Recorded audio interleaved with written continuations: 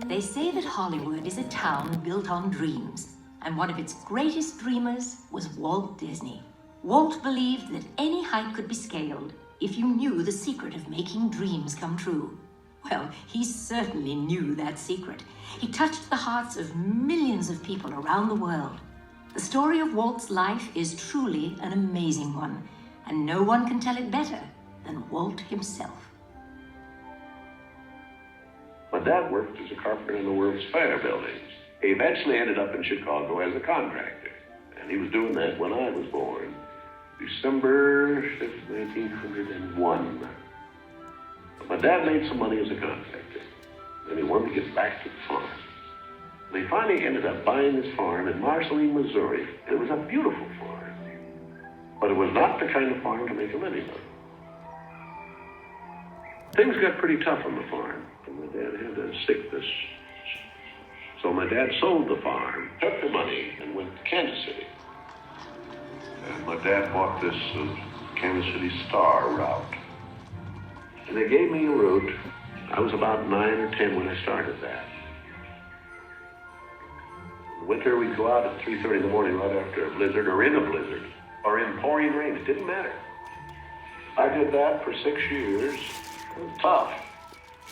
It seems that everywhere Walt's father turned, he found failure. And the constant struggle took its toll on the family. One by one, the children began to leave home. Then came the day Walt woke up to find his best friend, his brother Roy, had gone as well.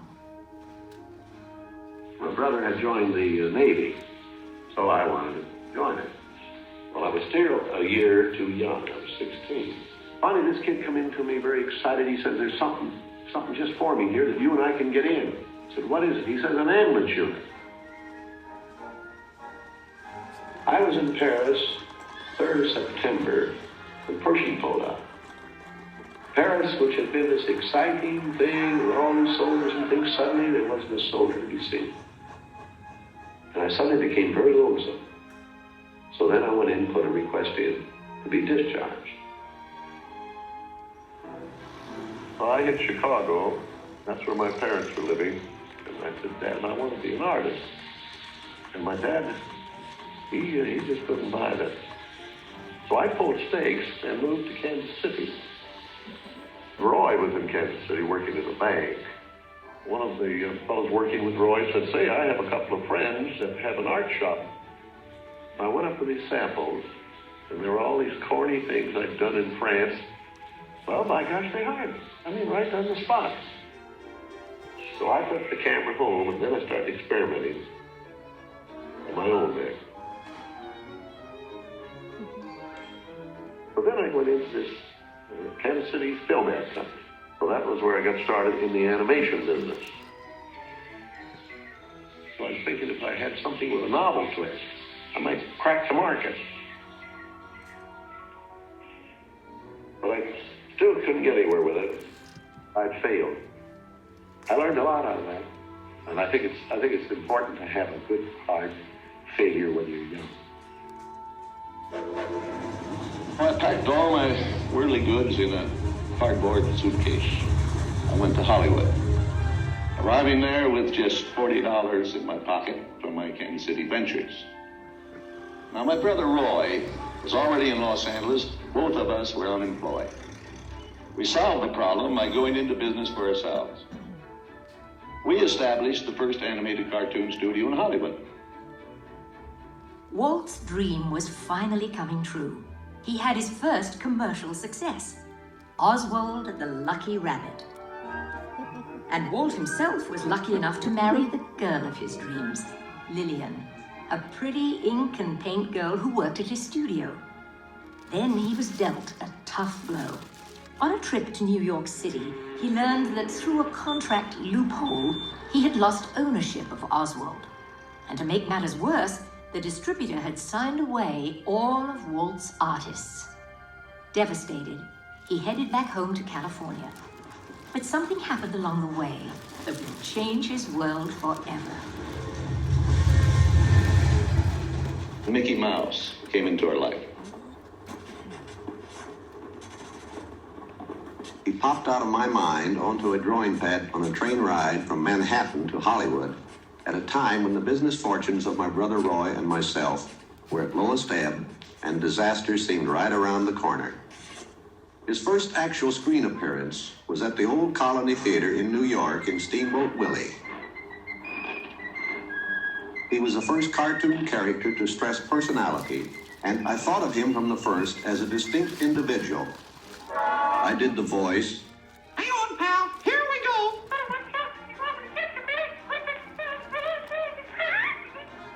Mickey was simply a little personality assigned to the purposes of laughter.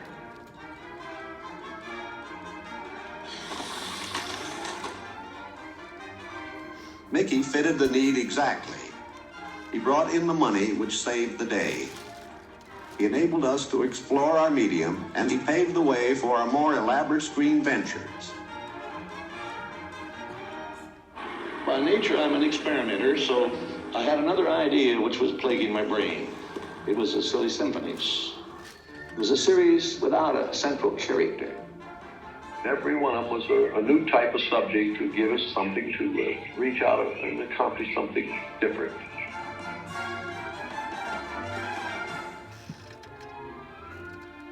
Then we started distributing both Mickey Mouse and the Silly Symphonies.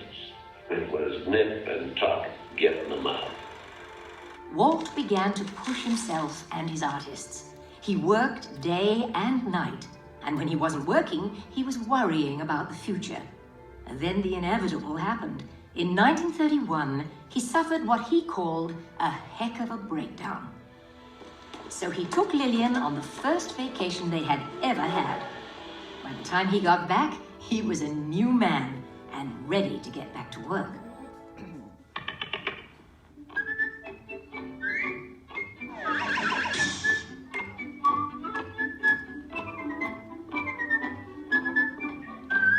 I saw the handwriting on the wall there. It was a short subject. It was just a filler on any program. Now, if I could crack the feature field, then I could do things. I had done a little story research on different fairy tales I might do, and Snow White was one of them. I thought it was a perfect story. I had the heavy. It's a magic wishing apple. Now, make a wish. I had the prince and the girl, the romance. I had the sympathetic dwarfs and things. We started Snow White sometime late 35, and it was around 2 years in the making. We had the family fortune. We had everything wrapped up in Snow White. In fact, the banker, I think, was losing more sleep than I was. We had a big premiere, the Carthay Circle Theater, big, grand Hollywood premiere. All of Hollywood brass turned out for a cartoon.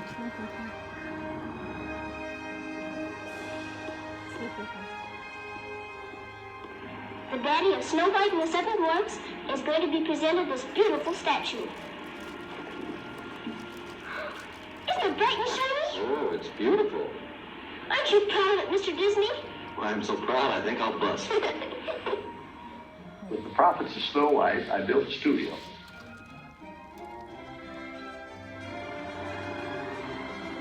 Two years later, I was almost broke. But I had all these pictures in work. Pinocchio? You can see there are no strings on me.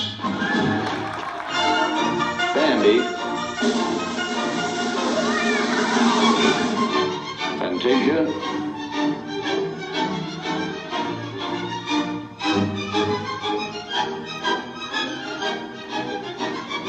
That was when the war came. The whole world was collapsing then. So many of my boys went to the service.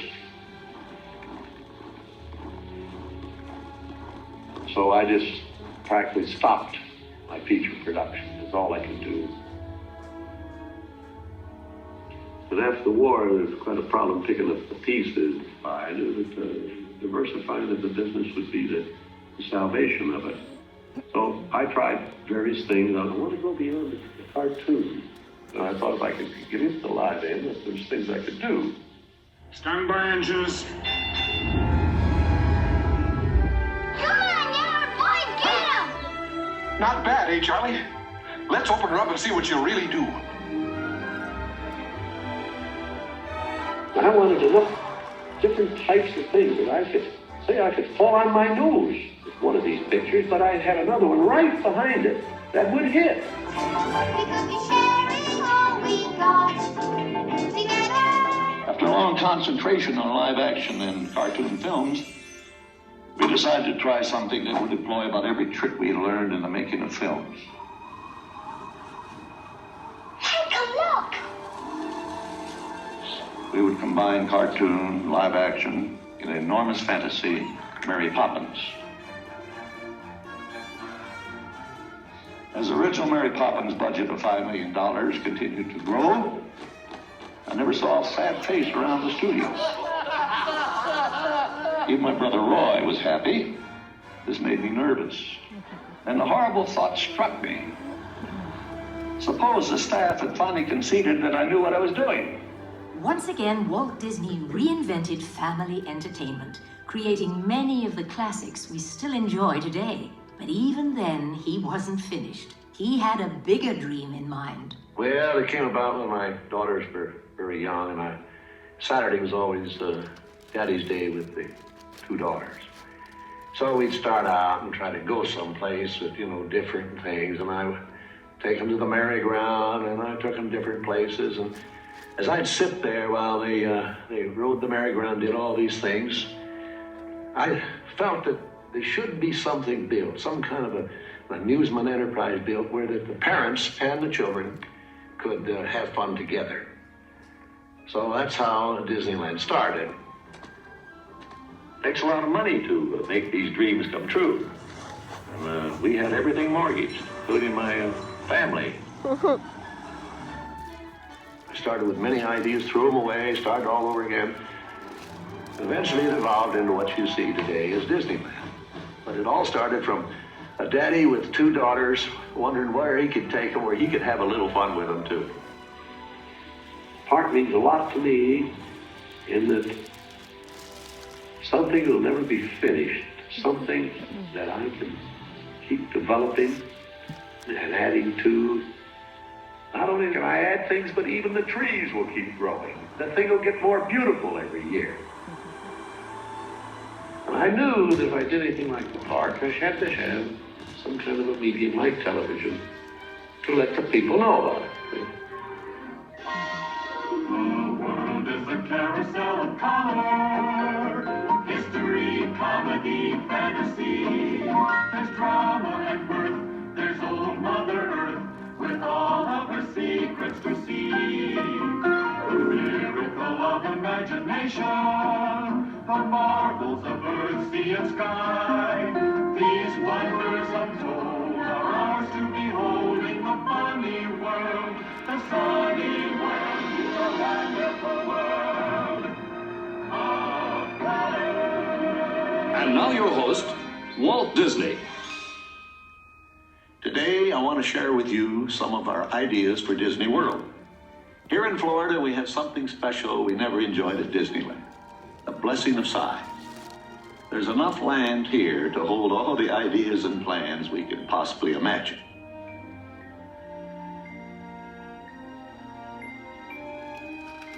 Everything in this room may change time and time again as we move ahead. But the basic philosophy of what we're planning for Disney World is going to remain very much as it is right now.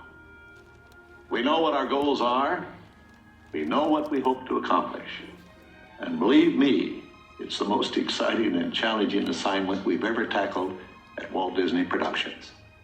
Well, after 40 some odd years in the business, my greatest reward, I think, is that I'd have the public appreciate and accept what I've done all these years.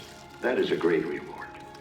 And I think by this time, my staff, my group of executives are convinced that Walt is right, that quality will out. And I think that'll hang on after Disney. Walt Disney once said, "I hope that we never lose sight of one thing, that it was all started by a mouse. But we know it was really all started by a man with a dream, and a mouse." like a bolt out of the blue. Fate steps in and sees you